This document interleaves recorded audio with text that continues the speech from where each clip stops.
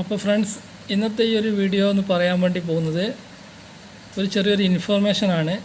നമ്മളിൽ പലരും യൂട്യൂബിൽ വീഡിയോസും റീൽസൊക്കെ അപ്ലോഡ് ചെയ്യാറുണ്ട്. അപ്പോൾ അങ്ങനെ അപ്ലോഡ് ചെയ്യുമ്പോൾ ഓഡിയോയിൽ ശ്രദ്ധിക്കേണ്ട 1-2 കാര്യങ്ങളാണ്, ഒരു 3 കാര്യങ്ങൾ.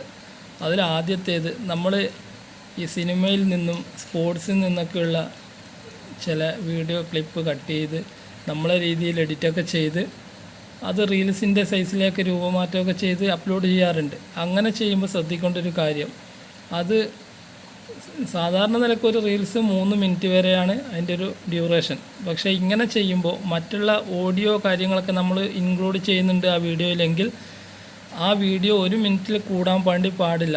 അങ്ങനെ കൂടിക്കഴിഞ്ഞാൽ അതിന് 100% കോപ്പിറൈറ്റ് കിട്ടും.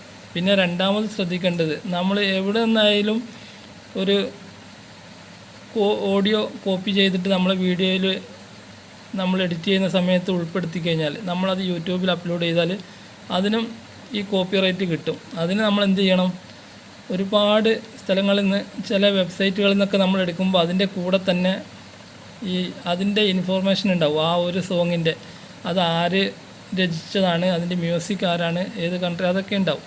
അപ്പോൾ ആ കാര്യങ്ങൾ കോപ്പി ചെയ്തിട്ട് നമ്മളുടെ യൂട്യൂബിൽ വീഡിയോ അപ്ലോഡ് ചെയ്യുന്ന സമയത്ത് യൂട്യൂബിൻ്റെ ഡിസ്ക്രിപ്ഷൻ ബോക്സിൽ ആ കാര്യം പേസ്റ്റ് ചെയ്ത് കൊടുക്കുക. അപ്പം കോപ്പിറൈറ്റ് ഒരു പരിധി വരെ കിട്ടൂല. അത് രണ്ടാമത്തെ കാര്യം. മൂന്നാമത്തേതെന്ന് വെച്ച് കഴിഞ്ഞാൽ, സോങ് എഡിറ്റ് ചെയ്യുന്ന സമയത്ത് പിന്നെ നമുക്ക് ഒരു മ്യൂസിക് നമ്മൾക്ക് ഒരു ഇഷ്ടപ്പെട്ട ഒരു ചെറിയ ഒരു ബാക്ക്ഗ്രൗണ്ട് മ്യൂസിക്, ഈ ലിറിക്സൊന്നും ഇല്ലാത്ത ബാക്ക്ഗ്രൗണ്ട് മ്യൂസിക്കിന് പോലും ഈ കോപ്പിറൈറ്റ് കിട്ടുന്നുണ്ട്. അപ്പോൾ നമ്മളെന്ത് ചെയ്യുക, ആ ഒരു മ്യൂസിക്കിനെ ഓഡിയോ എഡിറ്റ് ചെയ്യാൻ വേണ്ടിയുള്ള ആപ്പുണ്ട്, വീഡിയോ എഡിറ്റ് അല്ല, ഓഡിയോ എഡിറ്റ് ചെയ്യുന്ന ആപ്പുണ്ട്. അതിനകത്ത് കയറ്റിയിട്ട് അതിന് റിവേഴ്സ് കൊടുക്കുക, നേരെ റിവേഴ്സ്, എന്നിട്ട് അത് വീണ്ടും സേവ് ചെയ്തിട്ട് നമ്മൾ ഈ വീഡിയോ എഡിറ്റ് ചെയ്യുന്ന സമയത്ത് ഉൾപ്പെടുത്തുക. അപ്പോൾ എന്ത് കിട്ടൂല, കോപ്പിറൈറ്റ് കിട്ടൂല. കാരണം അത് നമ്മളെ രീതിയിലുള്ള ഒരു മ്യൂസിക്കായി അത് റിവേഴ്സിലല്ലേ പിന്നെ പോകുന്നത്.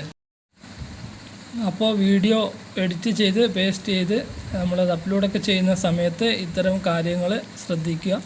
കോപ്പിറൈറ്റ് ഒഴിവാക്കാൻ വേണ്ടി നമ്മളൊരു വീഡിയോക്ക് കോപ്പിറൈറ്റ് വന്നു കഴിഞ്ഞാൽ പിന്നെ അത് മാറ്റിയെടുക്കൽ അത്ര സിമ്പിളല്ല. വരാതെ നോക്കുക എന്നുള്ളതാണ് നമ്മളുടെ യൂട്യൂബ് ചാനലിൻ്റെ ആരോഗ്യത്തിന് ഏറ്റവും നല്ലത്. ഓക്കെ, അപ്പോൾ വീഡിയോ ഇഷ്ടപ്പെട്ടാൽ ലൈക്ക് ചെയ്യുക, എൻ്റെ ഈ ചാനൽ സബ്സ്ക്രൈബ് ചെയ്യുക. മറ്റൊരു വീഡിയോയുമായി വീണ്ടും കാണാം. ഓക്കെ.